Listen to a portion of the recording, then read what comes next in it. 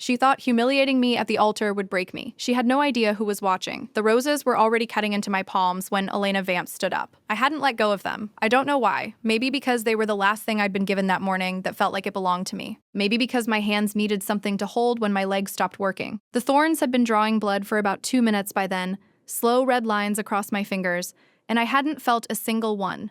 400 people, white roses. The clock on the back wall of St. Augustine's frozen. I noticed it later in photographs. At exactly 2:14 p.m., Daniel was gone, and Elena was already standing, already moving, not reaching for her phone. Not calling his name, not scanning the doors with any version of panic on her face. She already knew I understood that in my body before I understood it in my mind. The way she moved, gliding, unhurried, silver sequins catching the light. She'd been waiting for this moment the way a conductor waits for the downbeat. She'd been practicing it, I would learn much later exactly how long she'd been rehearsing. 3 years. Possibly more. She took the microphone from the officiant stand like it belonged to her, like this was her venue, her event, her stage. There will be no wedding today. 400 people held one collective breath. My knees locked. I remember the physical sensation of locking them, the deliberate command I sent downward through my body because I understood on some animal level that if I bent even slightly, I would go down and not get up. My son is across town right now. Her voice moved through the church like sound through water, trained, controlled, merciless in the way that only really practiced cruelty can be. He's with a real woman, a woman with money, with breeding, with a name that opens the right doors. She turned to face me, fully, deliberately. You were never the destination, sweetheart. You were just keeping his bed warm while he climbed. She paused to let that land. Placeholder. She said it the way you'd name a file you're about to delete. Flat. Efficient. Final. Then she reached for my veil. It was cathedral length. French lace. Chloe and I had spent 2 full Saturdays driving between bridal shops across 3 counties to find it. She'd cried when I put it on. I hadn't because I was saving myself for the moment I actually needed to cry. I hadn't anticipated that moment arriving like this. Elena grabbed it and pulled. The comb tore across my scalp. I felt it before I heard it. A bright line of pain from my hairline toward my ear. Blood, slow, then not slow. I've worked enough ER shifts to know exactly what that feels like from the inside. My palms were still bleeding from the roses. I still hadn't let go. Elena raised her wine glass. She'd picked it up from the front pew. I realized which meant she'd planned exactly where to be seated for this. And she looked at my dress, at the ivory silk, at what 2 years of savings looks like when you put it on a body. Let's fix the color, she said. Cold hit first. Then the smell. Dark red wine, dry and sweet, landing across the bodice and spreading fast. Ivory going crimson in maybe 2 seconds. I've watched blood do the same thing to a white hospital sheet. I know exactly how to stop that process. I could not stop this one. My legs went. I hit the marble hard. Cold stone through ruined silk. My knees took the impact and I stayed there on the floor of St. Augustine's, blood from my scalp threading toward my ear, wine soaking through to my skin, roses still in my hands. From somewhere near the back of the room, not close enough to be ashamed, I heard laughter. Actual laughter. Light and careless, the kind people produce when they've decided something is entertainment. I could see a small rectangle of light at the edge of my vision. Someone's phone screen pointed at me. Go back to your bedpans, nurse, Elena said. She wasn't angry. That was the part that destroyed me for about 15 seconds. She wasn't angry. She was satisfied. Then I heard footsteps. Not running, not panicked, not the shuffle of someone scrambling to help. Deliberate, heel to toe, every step placed with intention. The kind of walk that knows exactly where it's going and has already calculated what it will do when it gets there. Click, click, click. The laughter stopped. A man crouched down beside me on the wine-soaked marble. Charcoal suit, well cut, the kind worn by someone who doesn't think about clothes because he doesn't have to. Angular face. An expression that had been stripped of everything except focus. The same expression I try to hold when I'm working a trauma case and someone in the room is starting to spiral. He looked at me the way I look at a patient who is deciding whether to keep fighting, like he had already decided for them. Look at me, he said. Quiet. Direct. Not a performance for the room. Don't fall apart. Not when you're about to win. I need to go back because none of this makes sense without the 4 years that built toward that marble floor. I was 29 when I met Daniel Vance. I was working a double at St. Catherine's Regional, my 3rd that week, my 9th that month. The kind of schedule you run when you are 29 and single and convinced exhaustion is the same thing as purpose. I met him in the hospital cafeteria at 11:30 at night, which is not a romantic detail, except that it was. He was visiting a colleague on the 3rd floor. He was wearing a jacket that cost more than my bi-weekly paycheck. He asked if the coffee was real or decorative. I told him it was aspirationally decorative. He laughed like I'd said something brilliant, and I was tired enough and lonely enough to believe him. Daniel Vance was 32, employed at Titan Corporation as a senior account manager and possessed of the kind of confidence that reads as kindness until you've been close to it long enough to understand the difference. He was smart. He was charming. He was exactly the version of himself he wanted you to see. And he was very, very good at making you feel like you were seeing something real.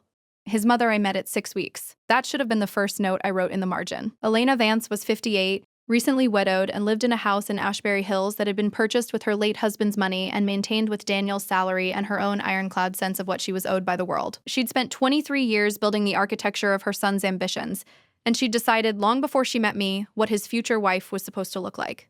I was not it. She was never cruel at the beginning. That's the part I've had to sit with. She was simply cool, assessing. The way someone looks at a piece of furniture that doesn't match the room, not with hatred, just with the quiet certainty that it'll have to go eventually. She called me sweetheart from the first dinner. She asked with bright and apparently genuine interest about nursing. How long were the shifts? Did I find the work emotionally draining? Had I ever considered something more sustainable? She asked these questions the way you probe a wound, gently enough to seem kind, firmly enough to find the soft place. The earlier incident, the one I have thought about every day since the church, happened in March, about 14 months into Daniel's and my relationship. We were at dinner with Elena and 2 of her friends from what she called her circle, a phrase she deployed often enough that I understood it was meant to signal an inside and outside. I was on the outside. I was tolerated. Elena told a story that night about a woman from her neighborhood who had married above her station, her words used warmly as if they were neutral, and how the marriage had quietly suffocated both of them. The woman, according to Elena, had never really fit. She'd tried too hard. She'd wanted too much. She'd confused a good man's generosity for an invitation. She looked at me when she finished, just for a moment. Then she smiled and refilled my wine glass. I said nothing. I filed it. I told myself I was being sensitive. I was not being sensitive. Daniel proposed 8 months later on a Tuesday evening at Cafe Marengo with a ring his mother had picked, a detail he disclosed accidentally and then walked back. I said yes. I was 30. I loved him, or I loved the version of him I believed existed. I have learned since then that these are not always the same thing. The next 18 months were the engagement, the planning, the accumulating of a life that I was building inside of, not quite noticing that the walls weren't mine. The escalation happened slowly, and then, all at once, 3 months after the engagement, Elena announced she would be hosting a dinner for the wedding party. 22 people, her house, her menu, her seating arrangement. She did not consult me. She informed me. When I raised this with Daniel, he said she was excited and that I should let her have it. I let her have it. 6 weeks later, she sent a revised guest list to the venue coordinator directly, removing 7 names, all from my side, 2 nursing colleagues, my cousin Petra from Riverside, 3 friends from college, 2 neighbors who had known me for 11 years. The coordinator, a woman named Sandra, who would later become unexpectedly important, flagged the change and asked me to confirm. I called Daniel. She has her reasons, he said. She removed Petra, I said. Petra can be a lot. I sat with the phone against my ear for a long moment. I put Petra back. I put everyone back. I also noted for the first time that Daniel had not asked what my reasons might be. 2 months before the wedding, Elena began making comments about the dress. Not direct criticism. Elena was not direct when indirect would do. She sent me links, articles about bridal silhouettes for different body types, a Pinterest board she'd titled, with apparent sincerity, Ideas for Maya. The ideas were all long sleeves and high necks. I wore what I wanted. It cost me $2,400, and I paid for it with a combination of savings and a check from my mother that she insisted I keep. My mother, Diane, is 61 and works as a pharmacy technician in Claremont, and has never in her life spent $2,400 on a single object, and cried with happiness when she wrote that check. I think about that check a lot. At 8 weeks out, Daniel started traveling more. Quarterly reviews, he said. A potential merger, he said. Client dinners that ran late that he couldn't always call from, that were sensitive in ways he couldn't really explain. I was working doubles. I was tired. I believed him in the way you believe things you don't have the energy to investigate. The detail I did not have at this point, the detail I would not have until the church, was that Daniel had been introduced to a woman named Kara Wells approximately 11 weeks before the wedding. He believed she was the heiress daughter of a London investment family. He believed she was connected to Marcus Cole, CEO of Titan, who he had been trying to impress for the full 3 years of his employment. He believed she could give him the life his mother had always told him he deserved. He was wrong on every count, but I didn't know that yet. I was standing at the altar with roses in my hands, blood on my scalp, wine soaking through silk, a crouching stranger saying, "Don't fall apart." Marcus Cole stood up. He pulled me to my feet with one hand, steady, not rushed. He turned to face the room. And he didn't need a microphone, which I would later understand was because he spent 30 years learning how to make rooms go quiet when he chose. 3 years ago, he said, I was trapped in a burning car on the I-47 bypass, conscious, bleeding. I watched 14 cars slow down, record video on their phones, and drive on. One person stopped. She pulled over on the shoulder, broke the window with her bare hands, a highway safety kit she kept in her glove compartment because she was a trauma nurse who understood that the world required preparation. She pulled me out. She used her own jacket to stop the bleeding from a laceration above my femoral artery. When the paramedics arrived 10 minutes later, she was already gone. She'd given her name to no one. Not the way people were looking at me, not with pity or horror or the prurient fascination of people watching an accident. He looked at me the way I'd looked at him in the car, like there was a job to do. I have been trying to find her for 3 years. I remembered, June 2nd, a Wednesday. I'd been finishing a double, highway smoke visible from the overpass. A black car against the guardrail, already burning at the wheel well. 3 cars that slowed and didn't stop while I was dialing 911. A man who was conscious and couldn't get the door open and wasn't screaming, which I'd known meant he was worse off than screaming. I'd used the window punch from my kit. I'd pulled him by his shoulders across the asphalt. I'd used my hoodie, which was ruined and which I threw away in a hospital bin after. I hadn't told anyone, not Chloe, not Daniel. It had not seemed like something worth telling. It was a Wednesday. Someone needed help. You help. As for the woman my employee believed he was leaving her for, Marcus continued, and his voice changed, not louder, but colder, the way the air changes right before something drops. Her name is Kara Wells. She is a professional actress represented by a talent agency in London. She has appeared in 11 stage productions and 2 independent films. He paused. The pause had architecture. I hired her 11 weeks ago. Elena's microphone hit the marble. The feedback scream tore through the speakers. Then silence. What? Not a question. Her voice had lost every layer of training. She sounded, for the first time, like a woman who was losing. Your son was engaged to the woman who saved my life, Marcus said. I discovered this 14 weeks ago during a routine background check run on a potential board appointment. When I understood who Maya Reyes was, and who she was engaged to, and who Daniel's mother was, I made a decision. He was measured, quiet, devastating. I designed a test. I built Kara Wells's identity over 6 weeks. I inserted her into Daniel's professional world at an event I knew he'd attend. I gave her a fabricated net worth, a fabricated social world that corresponded precisely to the world Elena Vance had spent 20 years convincing her son he deserved to inhabit. He let that sit. Daniel Vance contacted Kara privately within 48 hours of their introduction. He told her in recorded conversation that he was with a nurse he'd been seeing for convenience. His word, recorded, time-stamped, and that once the current business quarter closed, he planned to end things quietly. He said the merger timing had made it complicated. Something moved through the room. Not quite a sound, more like the room breathing differently. He proposed a relationship to Kara within 22 hours of meeting her. He transferred $14,000 from a joint savings account he had opened with Maya, a wedding account, as a demonstration of good faith to Kara's supposed family. He told Kara that Maya didn't know about the account. Maya, I can confirm, did not know about the account. I stood there on the wine-soaked marble with blood drying at my hairline and learned that there was a joint account I hadn't known existed, and that $14,000 of it was gone, and I kept my face completely still, because I am a trauma nurse and I have sat beside more beds than I can count and held still while. Worse things than this happened, and I understood at this moment that the next 2 minutes required that same stillness. My attorneys filed the relevant recordings with Titan Corporation's legal department at 9 this morning, Marcus said.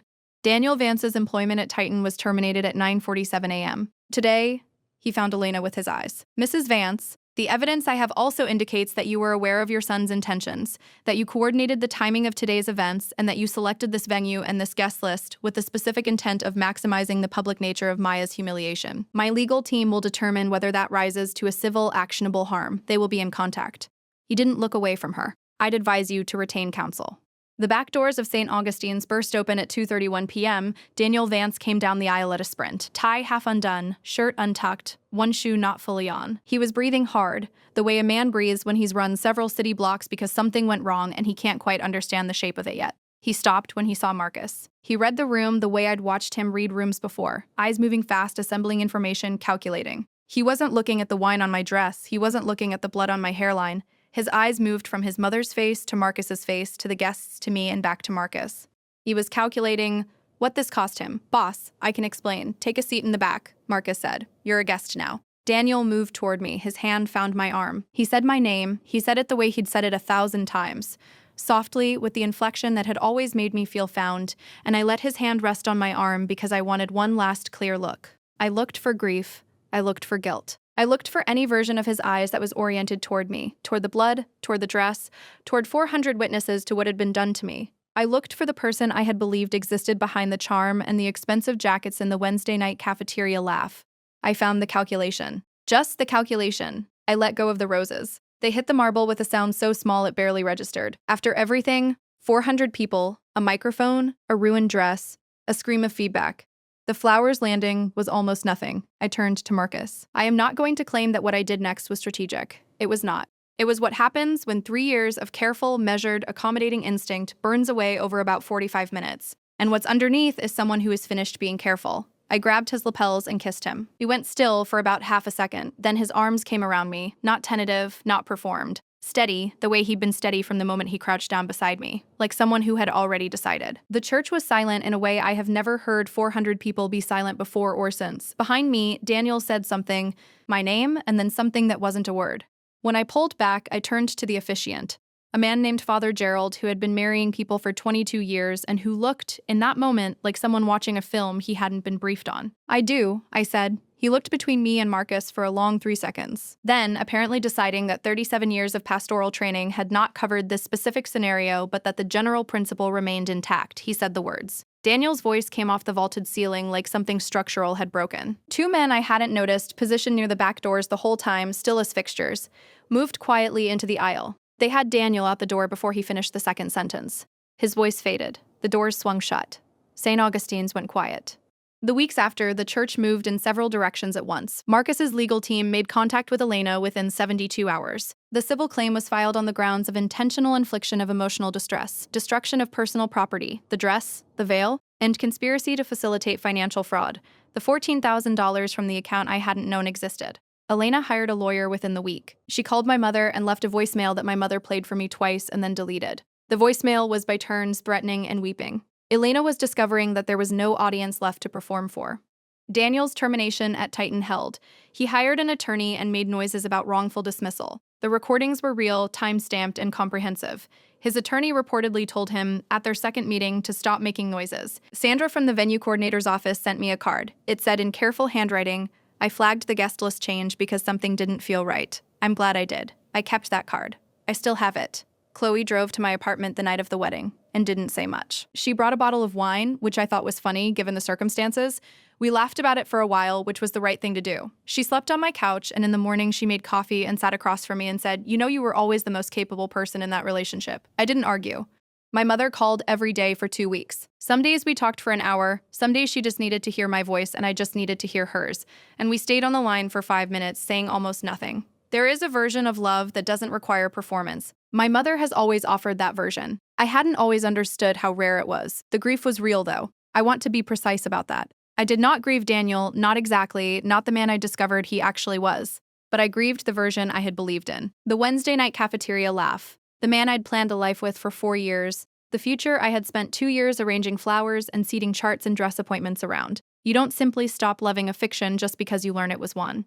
The love has nowhere to go. You carry it for a while. You put it down eventually, you walk without it, and you are lighter, but the walking is still strange at first. Elena's legal situation resolved 14 months later in a settlement that I agreed to and that covered, among other things, the cost of the dress, the veil, the venue, and a sum for damages that I used to pay off the remaining balance on my car and establish a savings account in my own name that no one else could access. It is 3 years later as I'm telling you this. I am 34. I still work at St. Catherine's. Different shift rotation now, a position with more day hours that I transitioned into 6 months after the church. I run triage on Tuesday and Thursday mornings, which means I spend 2 days a week triaging people at their worst and trying to help them determine which direction is better. I am good at it. I have always been good at it. I was good at it the Wednesday I pulled someone out of a burning car on the I-47 bypass, and I did not know then that it would matter in any direction beyond itself. Marcus Cole and I had dinner 3 weeks after the church, then again the week after that. The dinner conversation was longer and slower than anything I'd had in 4 years of a relationship that kept running out of things to say. He told me about the car, about waking up in a hospital and asking for the woman who had pulled him out and being told no one had seen her. About 3 years of private inquiry that had turned up nothing until a routine background check flagged a name. He said he'd spent a long time wondering whether gratitude alone explained his persistence. He decided it didn't. We had been married for 14 months. The ceremony was small, 11 people, a garden, morning light, no microphone, no veil, no marble floor. My mother cried. Chloe made a toast that was funny and true in equal parts. Marcus wore a charcoal suit, which made me laugh until he asked why, and then he laughed too. There are things you carry forward and things you put down. Daniel Vance I have put down. Elena I have largely put down, though I am honest enough to admit she crosses my mind sometimes in unguarded moments. Not with anger, not exactly, but with a kind of exhausted clarity about what damage a person can do when they love ambition more than they love people. What I carry forward is simpler, a safety kit in the glove compartment. A willingness to stop. The knowledge that the Wednesday you pull someone out of a wreck because it's the obvious right thing to do might be a Wednesday that loops back to you in ways you cannot plan. She thought humiliating me at the altar would break me. She thought I was a placeholder. What she didn't know was that some things you do without calculating the return. A window punched out on a burning highway, a pair of hands that catch someone before they hit the ground, come back to you in forms you never anticipated. She'd spent 3 years building a trap for me, and she had no idea that someone else had spent those same 3 years looking for me. Not to repay a debt, to find me.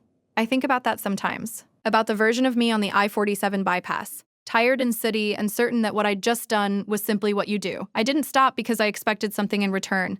I stopped because there was a person in a burning car and that was enough. It was always enough. That's what she never understood about me. That's what she miscalculated. Some people keep their hands clean and count on the world to owe them something. I just keep a safety kit in the car.